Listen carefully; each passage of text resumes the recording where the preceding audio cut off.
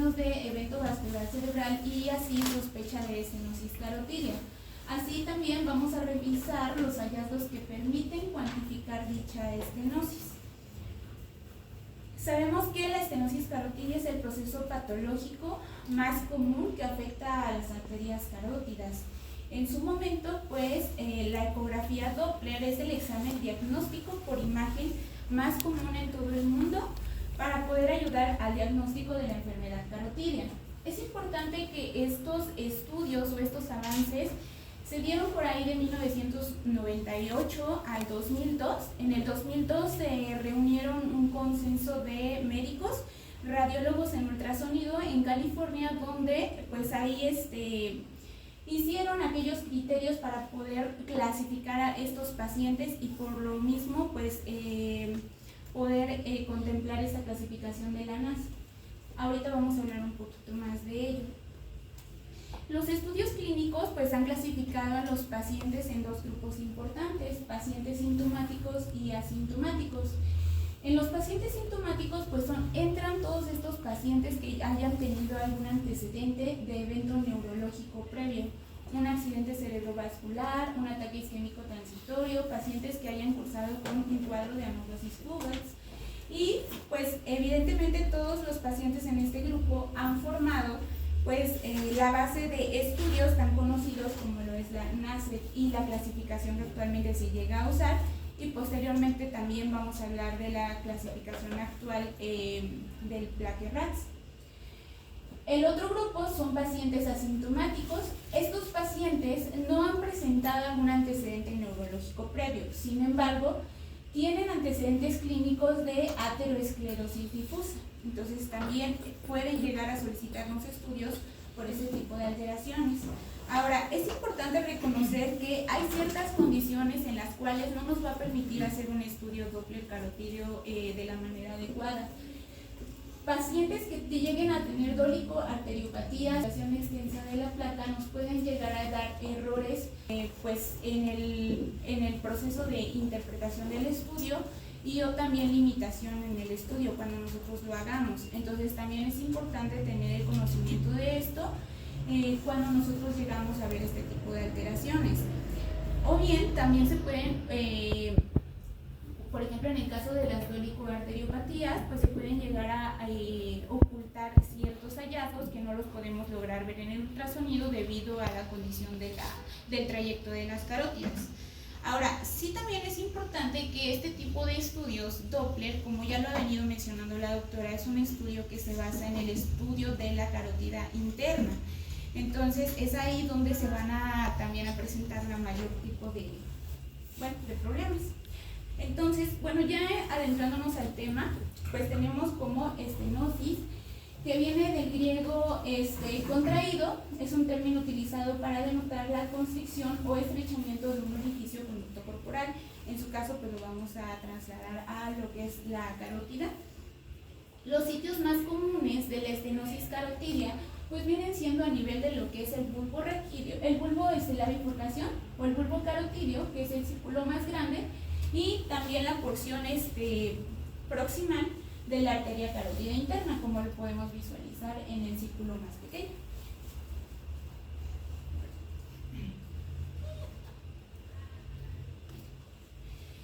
Ahora, es importante también conocer un poco de patología, ahorita lo vamos a hablar, porque dependiendo de esto también vamos a ver los hallazgos por ultrasonido. Tenemos que las placas se forman en los vasos carotídeos. Pueden dividirse en 4 tipos de acuerdo a su composición. En el tipo 1 vamos a tener predominantemente hemorragia, lípidos, colesterol, material proteínico. En el tipo 2 vamos a tener ya el tejido conectivo fibroso denso, con más del 50% del volumen de hemorragia, va a contener lípido, colesterol y material proteico. En el tipo 3 vamos a tener tejido conectivo fibroso denso, con menor al 50% del volumen de hemorragia, lípidos, colesterol y material proteínico, y en el tipo 4 ya va a haber un tejido conectivo fibroso denso. Ahora es importante que nosotros más o menos conozcamos la composición, porque de ahí es donde se va a derivar las siguientes características por ultrasonido. En escala de grises nosotros vamos a poder evaluar este tipo de placas y sus características. También vamos a tener 4 tipos. En el tipo 1 pues vamos a ver una placa predominantemente hipoecoica con borde ecogénico fino, como lo podemos ver en el esquema. Ahorita vamos a ver imágenes ya representativas por ultrasonido. En el tipo 2 vamos a tener una placa ecogénica con más del 50% de áreas hipoecoicas. En el tipo 3 pues tenemos una placa ecogénica con menor al 50% de áreas hipoecoicas. Y en el tipo 4 vamos a ver una placa uniformemente ecogénica. Entonces vamos a ver las características. Tenemos una imagen aquí en una escala de grises a nivel de la arteria carótida común, donde se observa lo que es, más o menos es la bifurcación. Esta es la parte de la carótida común, aquí ya se bifurca, ya tenemos la parte proximal. Pues yo creo que está ahí como que mero en el trans de la bifurcación de la carótida común. Entonces vemos cómo la placa tiene un borde ecogénico, pero todo lo que es el contenido de esta se ve hipoecoico. Entonces esto corresponde a una placa tipo 1. Y la podemos clasificar así cuando nosotros la podemos ver, la podemos describir así de este tipo. En la segunda imagen pues tenemos un tipo 2. Observamos cómo se ve una placa ecogénica con mayor al 50% de áreas hipoecoicas. Aquí se delimita un poquito. Vemos zonas hiperecogénicas. Entonces esto correspondería a un tipo 2. En el tipo 3 pues tenemos una placa ecogénica, igualmente más o menos a nivel de la bifurcación, pero observamos cómo hay menos del 50% de áreas hipoecoicas, como podemos observar en esta parte. Y en la última imagen, que es la tipo 4, vemos una placa uniformemente ecogénica e incluso está generando ahí un refuerzo sónico posterior, porque pues puede contener igual ya otras composiciones como son falsificaciones, de acuerdo a la composición de los lípidos. Ahora, estas placas ya lo vimos en la clase pasada, vamos a dar rápidamente un repaso de la fisiopatología, pero se dice que cuando el paciente pues tiene altos niveles de colesterol en la sangre, va a atravesar lo que es la capa íntima del vaso. Aquí va a ser un ciclo de oxidación, entonces, oxidación, y lo que va a hacer es que haya una agregación como tal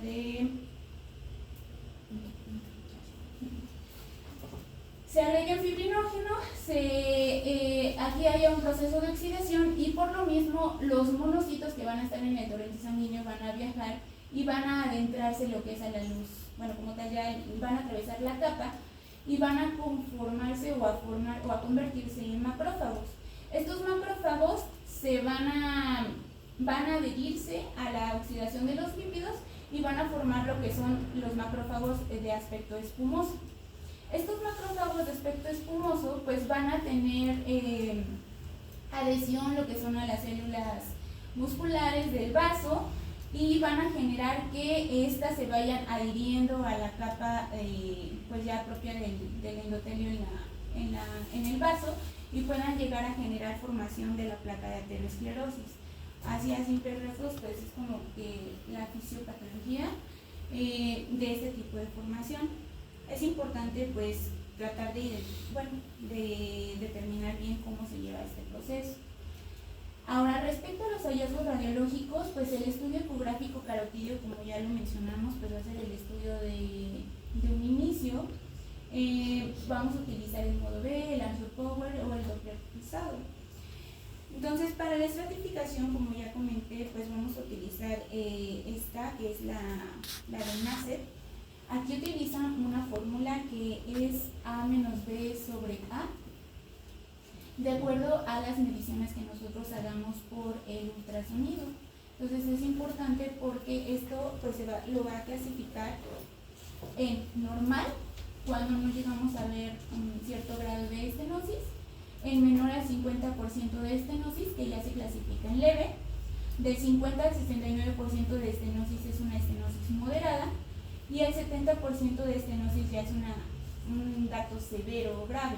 Y evidentemente pues existen pacientes que llegan a tener oclusión total. La bibliografía que consulté pues nos mencionaba que hay un umbral de estenosis que es el 70%. Entonces, ¿qué pasa prácticamente lo que es en el ultrasonido Doppler cuando nosotros vemos estos cambios? Pues vamos a ver que de acuerdo al grado de estenosis va a haber datos directos o indirectos. En los datos directos se dice que la velocidad sistólica máxima y la velocidad diastólica final pues son variables de acuerdo al grado de estenosis. Pero es importante que conozcamos que de acuerdo al grado de estenosis se van a ir modificando estos parámetros. Evidentemente, pues, si podemos observar, menor a 125 es una velocidad sistólica máxima considerable todavía dentro de lo normal. Entonces no va a haber modificación de ella a partir del 70 o más de estenosis.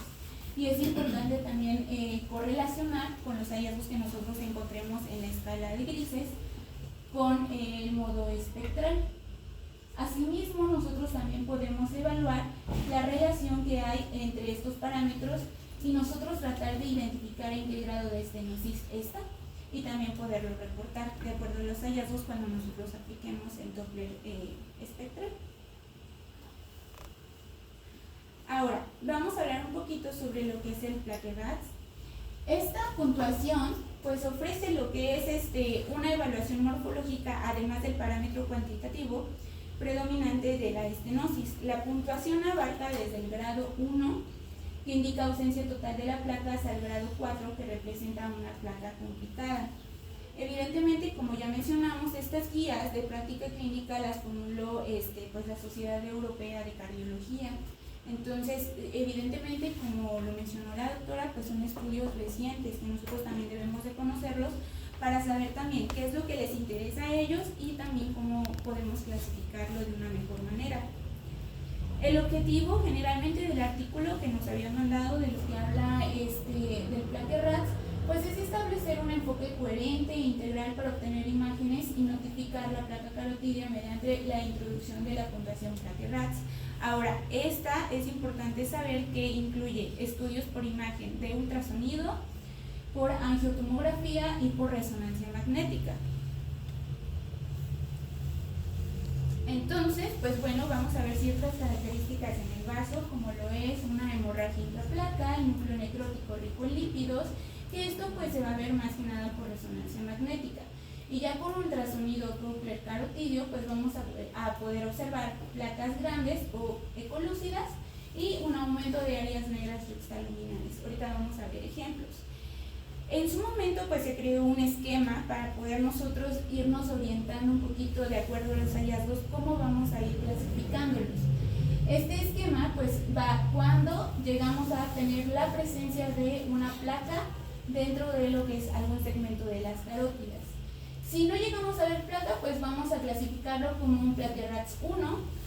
Si lo llegamos a ver la placa, pero el espesor máximo de la pared es mayor o igual a 3 milímetros y o hay características de placa complicada, debemos reclasificar.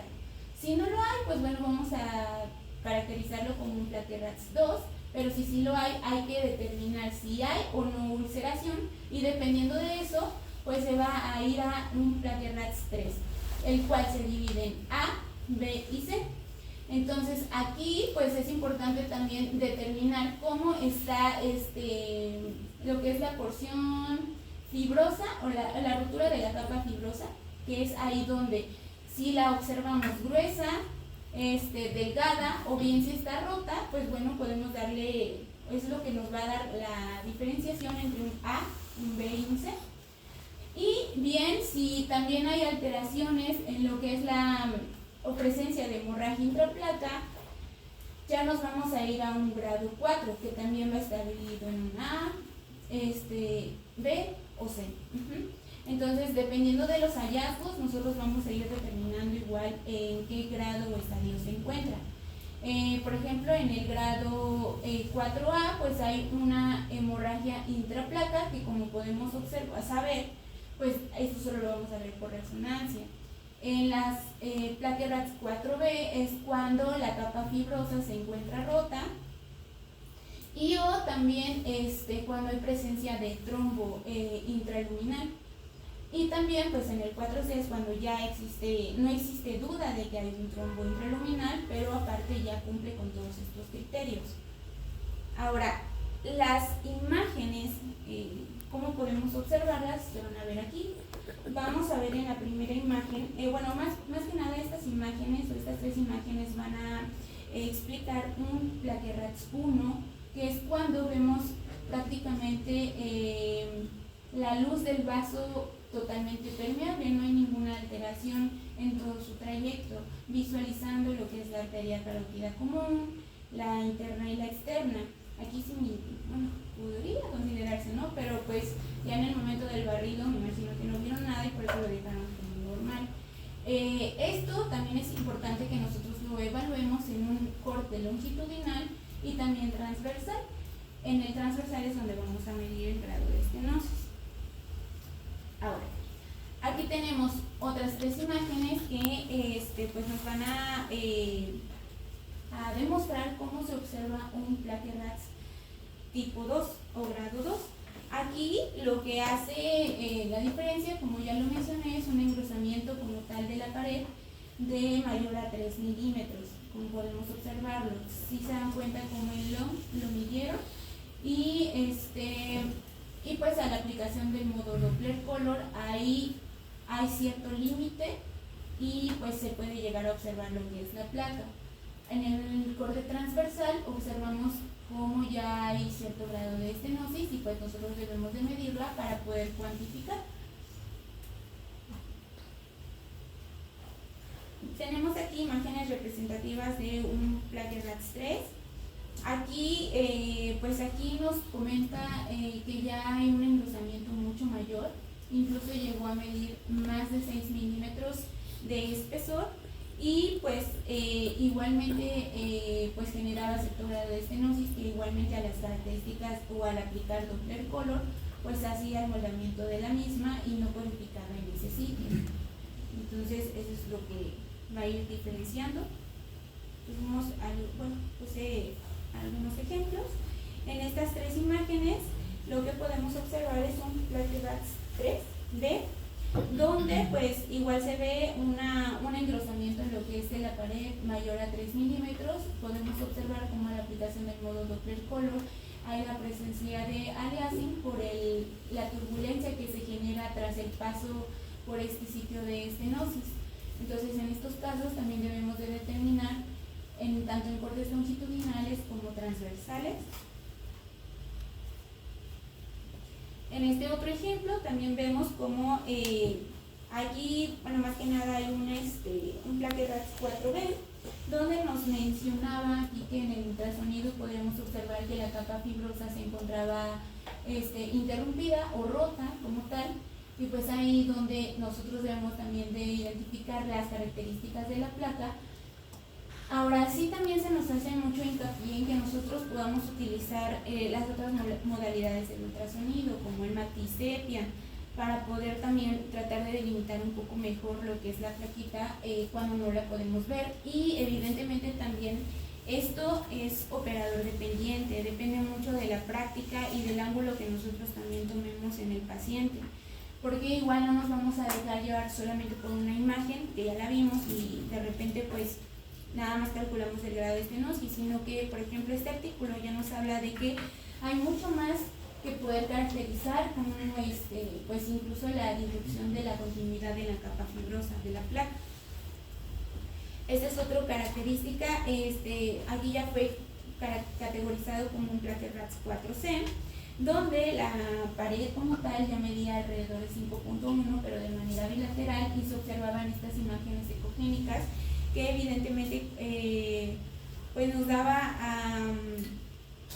cierta formación de calcios que nos pudieran llegar a generar incluso sombras sónicas, y que pues a la aplicación aquí por ejemplo tenemos un Doppler Color, cómo pasa el flujo de manera filiforme, por así decirlo, entre las dos placas, y que esto pudiera llegar a generarnos pues igual alteración en las velocidades del vaso. Ahora, es importante también mencionar la vigilancia de nuestros pacientes. Porque, bueno, si tenemos pacientes con una estenosis menor al 50%, que hayan sido sometidos a una endarterectomía carotidia profiláctica, deberá tener seguimiento cada 6 a 12 meses. Es ahí donde nosotros los vamos a esperar pues a controles, o nosotros también debemos de sugerir. Si la estenosis en el paciente es del 50% o incluso poquito más, una estenosis moderada, nosotros podemos sugerir un control de seguimiento al 1 o 2 años. Y en pacientes que tengan una ecografía normal, pero tienen factores de riesgo marcados para aterosclerosis o formación de placa, nosotros podemos sugerir la revisión en un lapso de 3 a 5 años. Ahora, dentro de lo que es la estenosis, pues también vamos a hablar un poquito sobre los engrosamientos intimales. Entre ellas pues entra mucho como digamos patología de importancia en la enfermedad de Takayasu. Como sabemos que es una panarteritis crónica granulomatosa de etiología desconocida. Generalmente va a verse afectado el género femenino. En su momento pues es una enfermedad como tal autoinmune que genera dilatación de la capa de la íntima como tal. Vamos a ver aquí ciertas características. Como ya sabemos, la etiología es desconocida. Pues lo que se produce es un proceso inflamatorio de la basa vasorum de la capa adventicia. Entonces, las células T y los macrófagos invaden pues la capa externa y progresan hacia la íntima y generan como tal que las fibras elásticas sean reemplazadas por fibrosis. Aquí tenemos un ejemplo de ultrasonido en escala de grises. ¿Cómo podemos observar un corte longitudinal de la arteria carótida común, más o menos a nivel de la bifurcación? Pero observamos cómo la pared como tal de la íntima pues está engrosada en su totalidad. No hay como que cierta área que te diga, pues ahí hay una alteración, por ejemplo, una placa de ateroma. Pero bueno, cuando pasa esto, pues es importante mencionar que si hay alteraciones en la capa íntima, también condiciona que los lípidos se lleguen a pegar en esta área y pues puede condicionar cierto grado de estenosis asociada.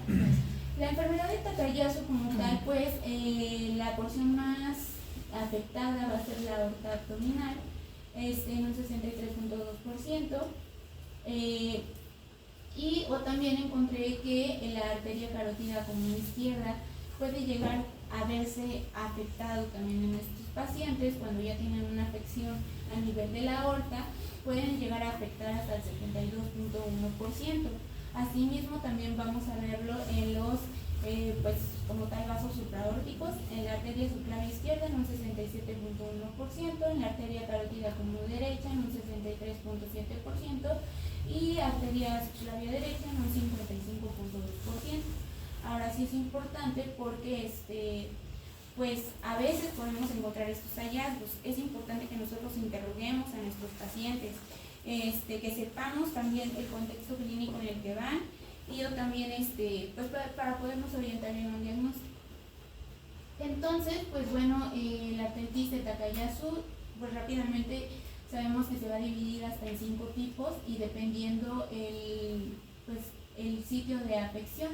En el tipo 1 pues van a entrar las ramas del arco aórtico. Es ahí donde nosotros vamos a poder encontrar ciertos cambios a nivel del ultrasonido Doppler que lleguemos a realizar a nivel de carótidas. En el tipo 2 pues va a afectar, que se divide en la 2A y 2B. En el 2A afecta como tal a la aorta en su porción ascendente y el arco aórtico, y la 2B a la porción descendente del callado aórtico.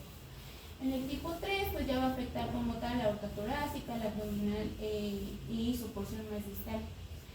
En el tipo 4 va a haber una afección exclusiva de la aorta abdominal y o arterias renales, y en el tipo 5 va a haber una afección generalizada de todos los segmentos aórticos. Entonces también nos pueden llegar a pedir un ultrasonido por esta causa. Y como pues ya mencionamos, los hallazgos por ultrasonido, pues vamos a ver un engrosamiento circunferencial de largo, liso, homogéneo, moderadamente ecogénico de la pared arterial. Aquí están los cortes transversales de las imágenes anteriores que se presentaron en longitudinal. Podemos presentar o visualizar el signo tan marcado que es el signo de macarrones, que bueno, este signo está confinado en lo que es a la arteria carótida común y se basa en que hay una, representa como tal un engrosamiento circunferencial liso adosado lo que es a la pared, a la capa íntima de la carótida. Entonces, pues bueno, es ahí donde se va a ver este signo. Podemos encontrar oclusión vascular y esto pues obviamente lo lleva a una pérdida de la pulsatividad del vaso y o formación de aneurismas, que también nosotros los podemos reportar a este nivel. ¿Hay alguna duda hasta aquí? Pues eso es lo que encontré en base a lo que da la estenosis carotidia. No sé si hay alguna duda o quieren ver alguna otra imagen o quieren complementar algo. Bueno, en general,